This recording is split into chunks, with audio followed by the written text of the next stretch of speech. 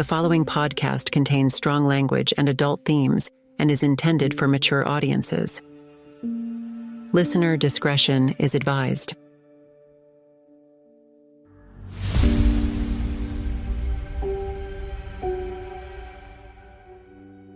Hanky Digital presents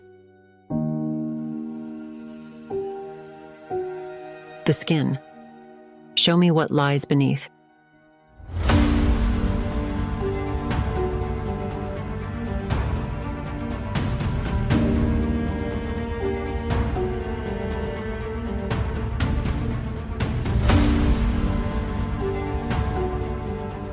An audiobook podcast by Christian Heinke.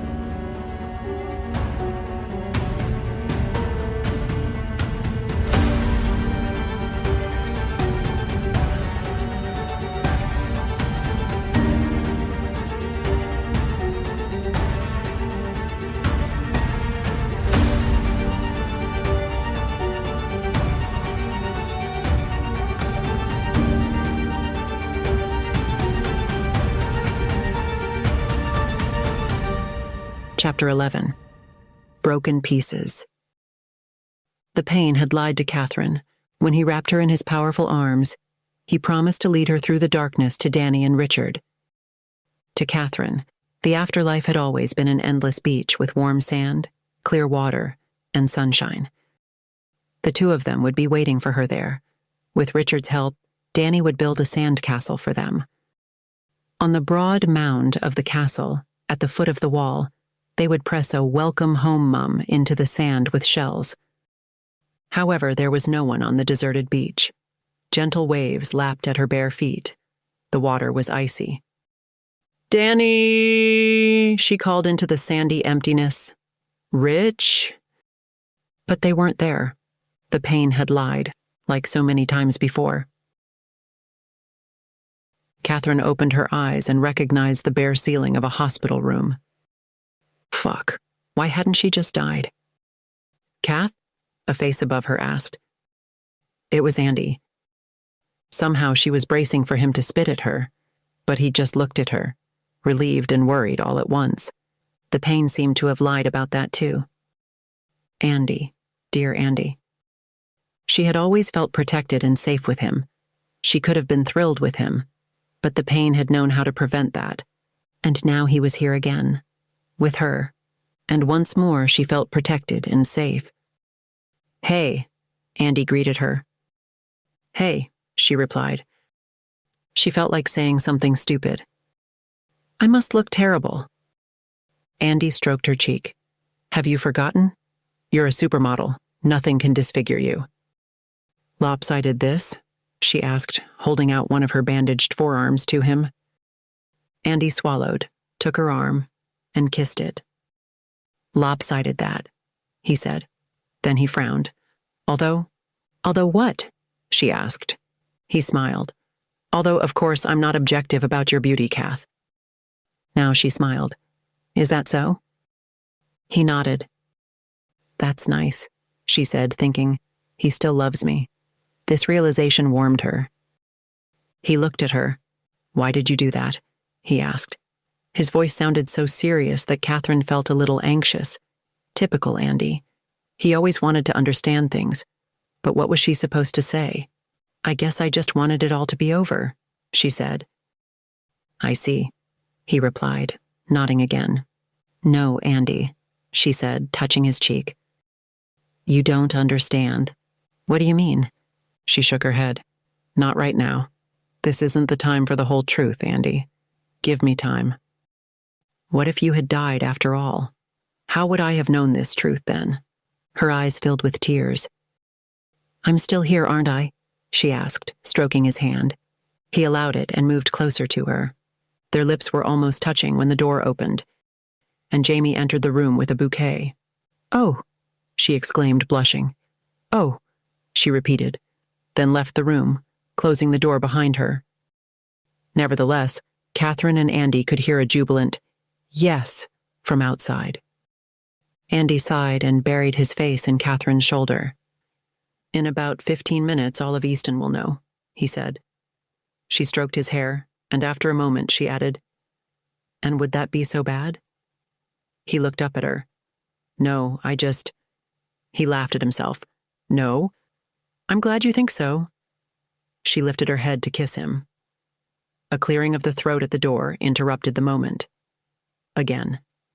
Standing in the doorway was not the curious Jamie, but Detective Helen Louisiani. Sorry to disturb you, she mumbled, gazing at Katherine. Katherine understood. Ella, she whispered. Andy found Helen Louisiani sitting on the steps of the back entrance to the hospital, smoking. He sat down beside her in silence. Katherine had collapsed in tears after hearing the news of Ella's death. Only after a heavy dose of tranquilizers did she regain her composure. Andy knew he shouldn't hold the bearer of bad news responsible, yet in that moment, he hated Detective Louisiani. He was also confused. What was developing between him and Katherine? He wasn't clear about his feelings for her. Did he still love her?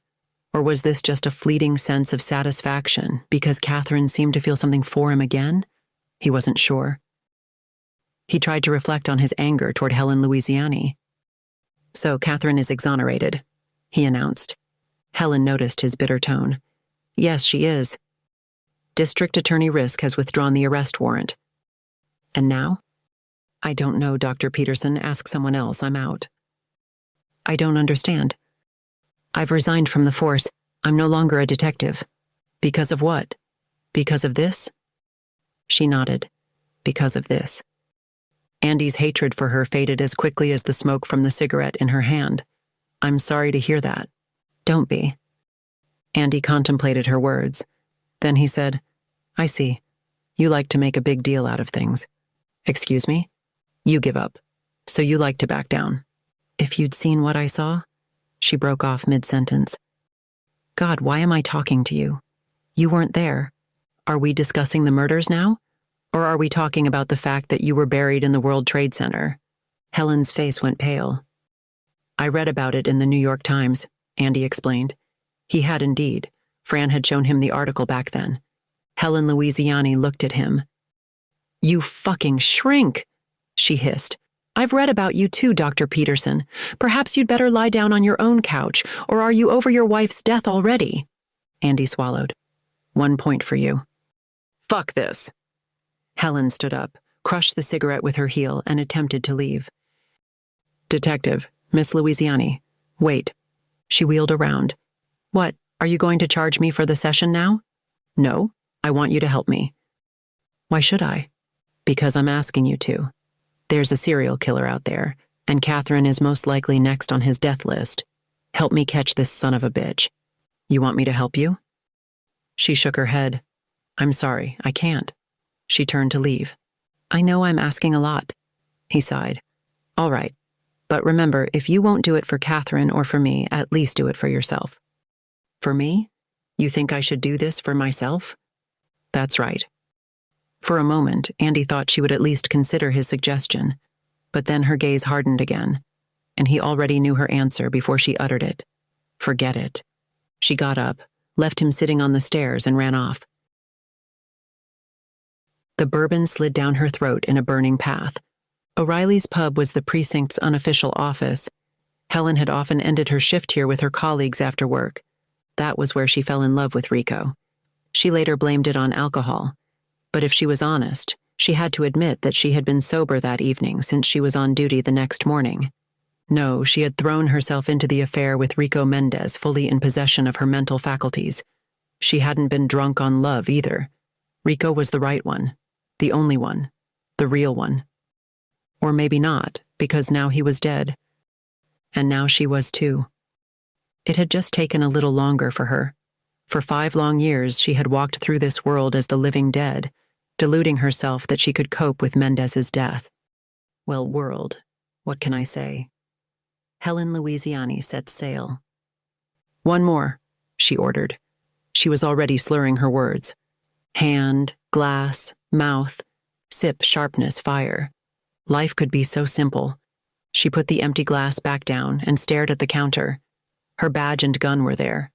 How had they gotten there? She looked at these relics of her undead life, slowly turned her head, and noticed Davis sitting on the stool next to her. With a nod, she pointed at the items. "What's this?" she asked. "What do you think?" he replied. She remained silent, letting him fidget. He sighed. "I want to apologize, Helen." He squeezed the words out between his teeth. "Is that what you want?" "I was mistaken, okay? Hell, everyone was mistaken. That's what you want to hear." "Wrong. I want to hear that Ella Henson is fine. Nobody knows better than you that she's not. Every time you claim that I always get my way, but now suddenly I don't. That's why I'm out. Come on, Helen, let's nail the bastard." "Fuck you. If it would help you get rid of this thing, whatever it may be, I would do it. I wouldn't like it, but I would do it." Helen looked at him and had to laugh. "I can't do this alone," he continued. Helen stifled her tears. "Neither can I." "But you're not alone, Helen." "Fuck," she said. She was about to cry. "I won't go that far," he replied, making an indignant face. "I'm married, after all." She had to laugh again. Then it burst out. She was sobbing. Davis took her in his arms and rocked her gently back and forth. "It's all right. It's okay, partner." When Katherine awoke from her deep sleep, Andy was at her bedside again. "Hi," he greeted her. "Hi." She felt the grief rise within her again, like deep water in a well. Ella was dead, murdered like all the others, like Mia. And in that moment, she realized with finality what that truly meant. Oh God, Dad was right. I'm next. Andy seemed to sense her thoughts. "I'll take care of it," he said with a seriousness that almost amused her. She touched his hand. "Don't," she replied. "What do you mean?" he asked. "Please don't say things like that. My father says things like that. They don't suit you." "But I—" She pressed her lips to his cheek for a quick kiss. "Just stay with me, okay?" "Okay." Then they kissed. It was the first time in 17 years, and a strange familiarity spread between them at that moment. Despite his awareness of the cliché, Andy couldn't resist comparing the kiss to fine wine. That's what it tasted like. Superb wine. Their tongues met and danced around each other. It lacked the youthful, impulsive rush, but otherwise, it felt reminiscent of the past. Katherine had come full circle. She had returned to where she had once taken flight, only to fall back into the clutches of pain. They cherished the moment, knowing it would be the last taste of joy for a while. Katherine expected to feel his hands, but Andy pulled away. She opened her eyes again. "Wow," he whispered, and she couldn't help but giggle. She felt just as eager as when they had made out on her parents' couch. She looked at him, teasingly. "God, I'd like to do some naughty things with you, Dr. Peterson." "But not now, and not here," he said. "All right." She hesitated before adding, "I really like you, Andy. You believe me about that, don't you?" "Yeah, I believe you. Did you talk to the policewoman?" "She resigned from the force." "Because she couldn't save Ella?" He nodded. Kathy appeared lost in thought. "What?" he asked. "Oh, God!" exclaimed Katherine. "What is it?" She looked at him, startled. "I think the killer called me before." Helen stumbled into her apartment. She groped for the light switch but couldn't find it. Davis had offered to accompany her, but she waved him off. They had both had too much to drink, and Helen feared the inevitable kiss at her door. Since she wasn't sober, it wouldn't have stopped there, leading her into the same mess with Davis as she had been in with Rico. Been there, done that. Maybe she should have that printed on t-shirts as her motto. Two narrow, shining eyes mewed at her. "Hey, Columbus," she greeted her cat. He meowed once more, then wandered away. Well, she didn't deserve it any other way. She was still searching for the damn light switch when the phone rang. It is likely that Davis was the one who wanted to come over. No way, darling. She considered letting the phone ring, but then the answering machine would pick up. She'd hear Davis's voice, and maybe he'd beg a little. She might weaken. Quite a tricky situation. However, if she answered the call, she'd become furious, making Davis understand the consequences of being involved with her. Damn it. she cursed. How could he expect her to have a sensible conversation in this state? But he didn't want that. He just wanted to get her laid. She thought hard about the last time someone had laid her. She couldn't remember. "Damn it," she said again and picked up the phone. "Davis, listen," she began, wanting to take the wind out of his sails as quickly as possible. Then she would insult him, and the whole thing would be off the table. "Miss Louisiani?" asked a strange male voice. "Huh?" She couldn't come up with anything more intelligent after the collapse of her meticulously constructed mental edifice. "This is Dr. Peterson, the boyfriend of Katherine Williams." "I see," Helen replied. "Have you been drinking?" he asked. "Are you my mother?" Helen growled. "No, of course not." "So, what's up, Doc?" She found the question rather amusing. "Maybe I should call you later," Peterson said. "Go ahead and fire away, Doc." "I was going to ask if you could accompany me to Columbia University tomorrow. I did a little research and... Anyway, I think my old professor might help us with the case." "Didn't I tell you I was out?" "Get in touch with my colleague, Davis." "Well, I just spoke to him. He says you're back in. You just don't know it yet." "Davis, you son of a bitch." "Well, if my colleague says so, then it must be true, Dr. Peterson." She chuckled. "Thank you, Detective." "Columbia, did you say?" "That's right, Columbia. Psychology Department, Professor Umbridge." He hung up the phone.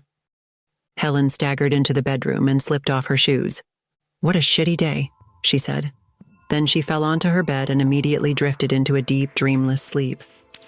Standing on an empty beach where the pain can't reach. Died again, but here I am alone. Broken pieces everywhere. Tears just won't fall. Some wounds never heal. Some truths I can't reveal. Kiss him deep, but time's not right. I need to fight alone. We're all running from the truth, chasing ghosts of wasted youth.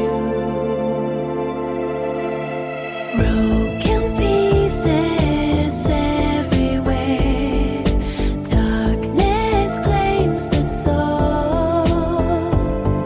Some wounds never heal. Some truths I must reveal.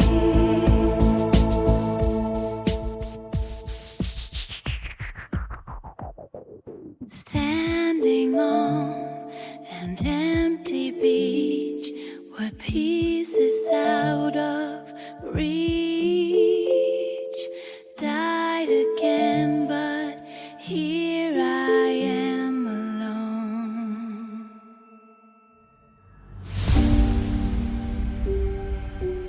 Thank you for listening. To learn more about Heinke Digital Audiobook Podcasts and its author Christian Heinke, please visit heinke.digital.